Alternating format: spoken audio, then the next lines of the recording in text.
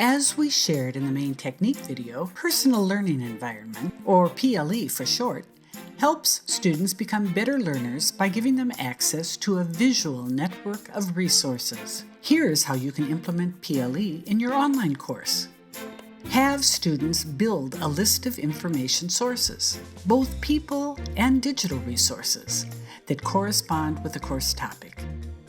Provide students with sample PLEs to give them an idea of what they look like. An internet search for examples of personal learning environments provides ample resources you can use.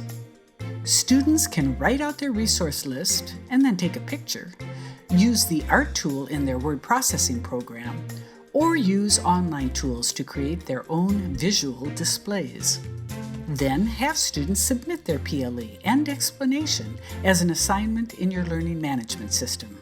If appropriate for the topic, create a way for students to share with their peers in a discussion forum or synchronous video conference. PLEs are great ways for helping students visualize how their learning environment can and should grow.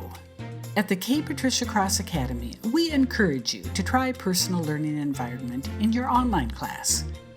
Download our free support materials for step-by-step instructions and additional guidance.